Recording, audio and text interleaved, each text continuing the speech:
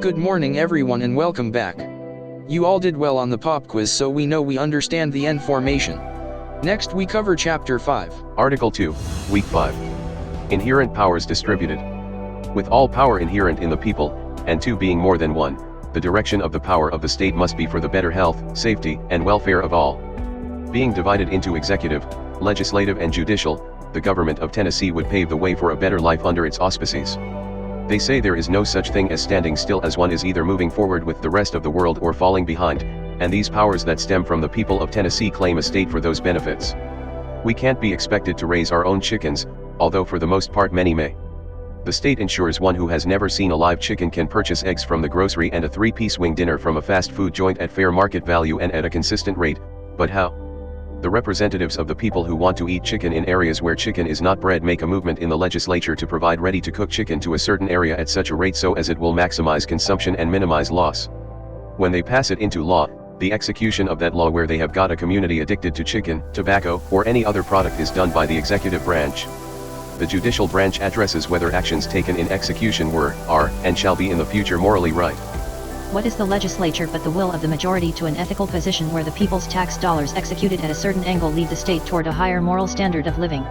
That position is what is to be determined by the voting up or down of bills presented before the legislature. So, representatives present their positions in an attempt to spend tax dollars in their district or party's best interests. In Tennessee there are 99 representatives where no more than 1/3 may be senators, and we afford this General Assembly the privilege from arrest during session as like in the Revolution where an extra-legal body was formed. In either a bill may originate, while on 3 different days of its passing both houses will it become law. Becoming law just means that it is in the best interest of the state for whatever reasons to enforce the execution through tax dollars. So, they say, be it enacted by the General Assembly of the state of Tennessee that this or that be paid for by the state. We speak of the legislature first, because all power is inherent in the people, and those who represent the people in one part of the state may not know what's best for those in another area. The state is constantly progressing forward with time, whereas there would be no need for one were that not the matter. Legislation is just an attempt to direct that growth, document identified patterns of growth in the state and balance the budget. With the amount of fertile land there is in Tennessee, there is no way we can consume even 15% of what is grown or bred. So, if everything goes right, we will always have a huge surplus after harvest season, and with agriculture there is always commerce.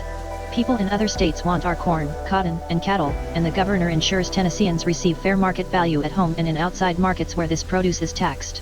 So, no, Tennessee doesn't have a state income tax, because we don't need the money. All the legislature has to do is lower the price of soybeans far below other states who grow them. Other states who need soybeans will think it is a deal and buy a lot at a low price, and build whatever bridge needs to be built or school program that needs to be funded. It wouldn't hurt our soybean count one bit as we can't get rid of them all.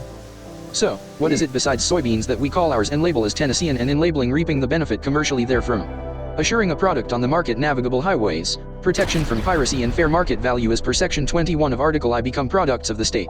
Since we were born with nothing, subjects of the state and having been raised in that state, whatever we amass is our property to provide to the market to determine our worth and consequently the greater value of the state. Unless purely educational, religious, charitable, scientific, or literary, we have to look at property in one of 3 ways for taxation purposes. Property is seen as either real property, tangible personal property and intangible personal property.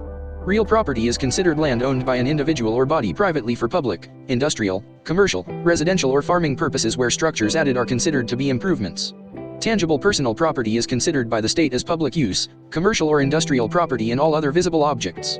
Intangible personal property includes copyrights, patents and trademarks where the legislature will establish a fair ratio to assess one's value. That's only fair. Taxation has been such perhaps since the beginning of recorded history, and perhaps even before. Giving support to build a bridge or erect a pyramid came with an understanding that better roads meant increased availability on the market. Following a pyramid building tradition, the ancient Egyptians saw putting all their efforts into building was morally right and ethically good, so from their agricultural economic foundation, taxation of its distribution was paid in labor. Not that they were slaves, though some may have been, but it was perhaps a joy to be a part of their creations than just a grain of sand.